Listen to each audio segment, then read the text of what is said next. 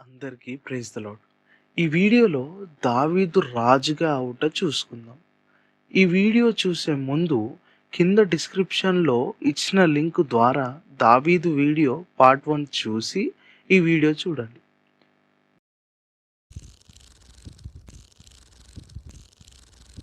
దావీదు గొలియాతును చంపిన తర్వాత ఆ గొలియాతు తలను దావీదు సౌలు రాజు దగ్గరికి తీసుకెళ్తాడు. అది చూసి ఆశ్చర్యపోయిన రాజు దావీదు గురించి పూర్తిగా తెలుసుకుంటాడు.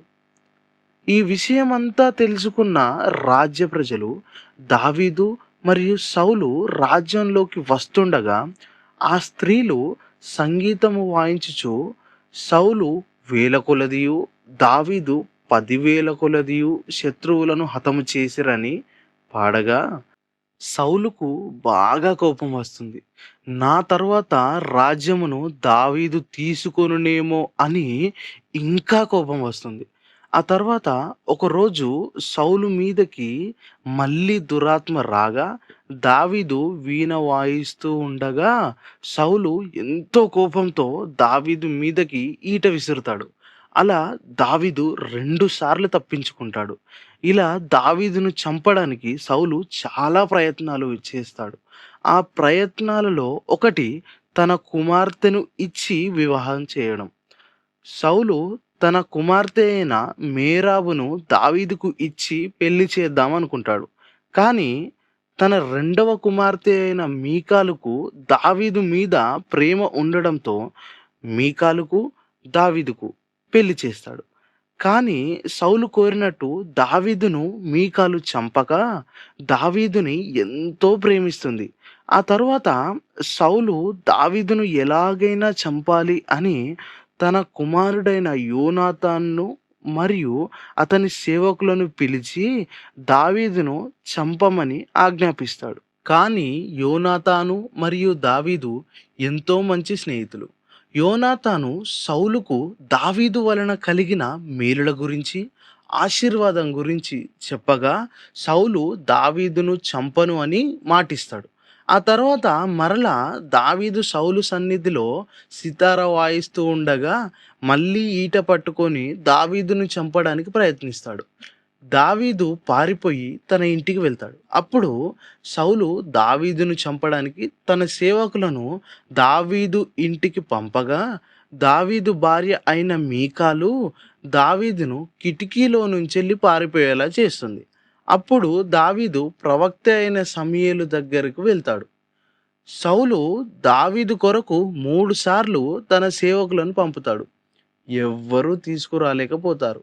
అప్పుడు స్వయంగా సౌలు వెళ్ళగా ఆ మార్గం మధ్యలోకి రాగా దేవుని ఆత్మ బలంగా దిగివచ్చి తన పై వస్త్రములు తీసి ప్రవచించడం మొదలుపెడతాడు. అలా ఒక రోజు గడుస్తుంది. ఈ సమయంలో దావీదు యోనాతానును కలిసి, "నేను ఏ తప్పు చేశానని మీ నాన్న నన్ను చంపాలి అని అనుకుంటున్నాడు?" అని అడగగా, అందుకు యోనాతాను, "నా తండ్రి నిన్ను చంపడు" అని అంటాడు. అప్పుడు దావీదు, "అలాగైతే రేపు అమావాస్య నేను రాజు బల్ల యొద్దకు రాను." అప్పుడు రాజు దావీదు ఎందుకు రాలేదు అని అడిగినప్పుడు, "నువ్వు అమావాస్య నాడు దావీదు ఇంటివారు బలి అర్పిస్తారు గనుక సెలవు అడిగి వెళ్ళాడు అని చెప్పు. అప్పుడు మీ నాన్న సరే అంటే క్షేమమే, కానీ కోపించిన ఎడల నాకు కీడు చేస్తాడు అని అర్థం" అని అంటాడు. దావీదు చెప్పినట్లు యోనాతాను చేయగా రాజు దావీదును చంపాలి అని అనుకున్న విషయం అర్థమయ్యి దావీదును యోనాతాను అక్కడి నుండి పంపిస్తాడు. ఆ తర్వాత దావీదు నోబులోని యాజకుడైన అహీమెలెకు దగ్గరకు వెళ్ళి అహీమెలెకు ఇచ్చిన రొట్టెలు మరియు గొల్యాతు తలను తెంపిన కత్తి తీసుకొని బయలుదేరి అదుల్లాం గుహల్లోకి పారిపోతాడు. దావీదును తరుముతున్న విషయం తెలుసుకొని వాళ్ళ కుటుంబీకులు, స్నేహితులు, అప్పుల బాధలో ఉన్నవారు ఇలా 400 మంది వస్తారు. ప్రవక్త అయిన గాదు వచ్చి, "కొండల్లో ఉండొద్దు, యూదా దేశము వెళ్ళిపోమనగా" దావీదు హారేతు అడవుల్లోకి వెళ్తాడు. ఆ తర్వాత దావీదు కెయీలా మీదకు ఫిలిష్తీయులు యుద్ధానికి రాగా దావీదు కెయీలాను గెలిపించి జీఫ్ అరణ్యంలోకి వెళ్ళిపోతాడు. జీఫీలు సౌలు రాజుకి దావీదు ఆచూకీ చెప్పగా సౌలు అక్కడికి వస్తాడు. అది తెలుసుకున్న దావీదు అక్కడి నుండి మాయోన్ అరణ్యములోకి వెళ్ళగా అక్కడికి సౌలు వస్తాడు. దావీదు ఎగ్నేది అనే కొండ ప్రాంతానికి వెళ్తాడు. అప్పుడు సౌలు కూడా అదే ప్రాంతానికి వస్తాడు. ఒకరోజు అదే ప్రాంతంలోని గుహలోకి సౌలు వెళ్తాడు. అందులో ముందుగానే దావీదు ఉంటాడు. సౌలుకి తెలియకుండా తన పై వస్త్రము కొంత కోసి సౌలు బయటకు రాగా దావీదు సౌలుతో, "ఇదిగో నీ పై వస్త్రము.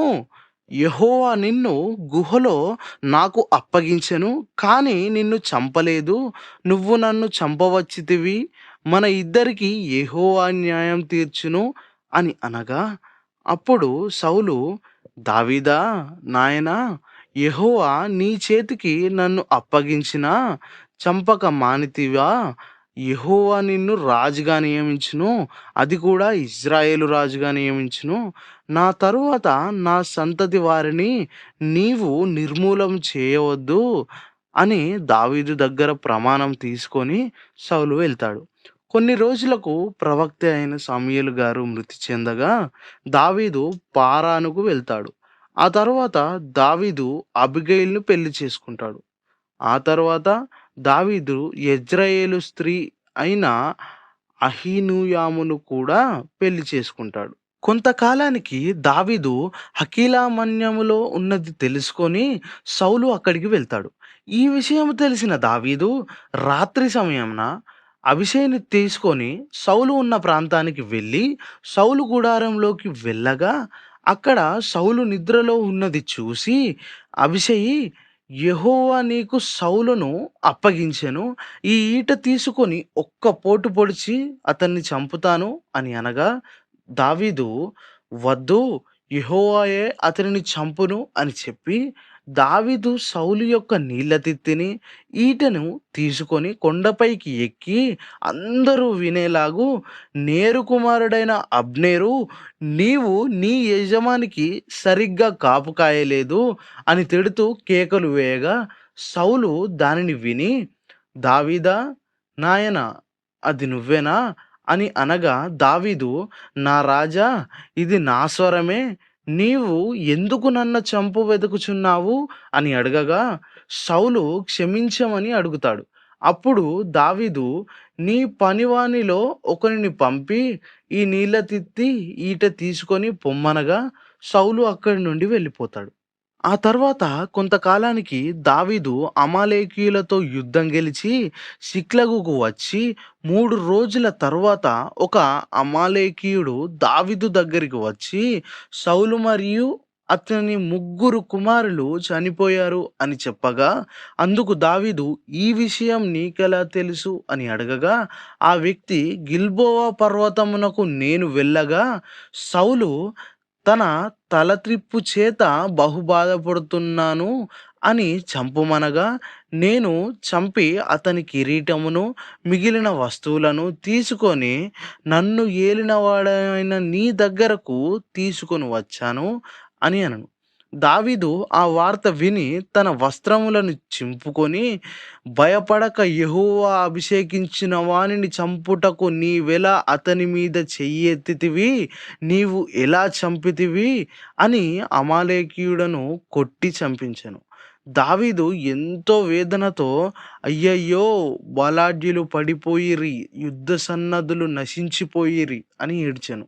ఆ తరువాత సౌలు కుమారుడైన ఇష్బోషెతు ఇజ్రాయేలును పరిపాలించెను. అతడు పరిపాలించింది 2 సంవత్సరములు.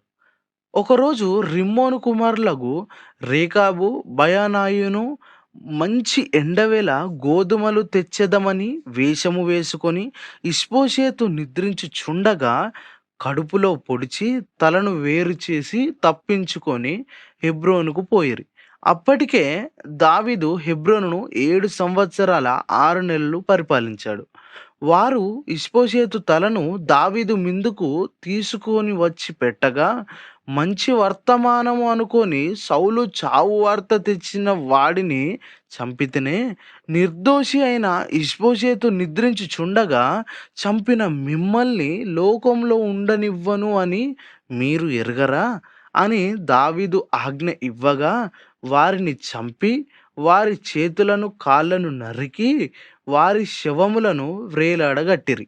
ఇజ్రాయేలు పెద్దలు అందరూ దావీదు దగ్గరకు వచ్చి వాళ్ళ మీద రాజుగా ఉండమని సమూయేలు ప్రవక్త ద్వారా యెహోవా ఇచ్చిన వాగ్దానం గుర్తు చేసి దావీదును రాజుగా పట్టాభిషేకం చేస్తారు. దావీదు రెండవ భాగం అంతా తను రాజుగా అవ్వడం కన్నా సౌలు నుండి తప్పించుకోవడమే ఉంటుంది. అలాగునే యెహోవా చేత అభిషేకము నొందిన వారికి హాని చేయడం వల్ల జరిగే పరిణామాలు కూడా చూసుకున్నాం.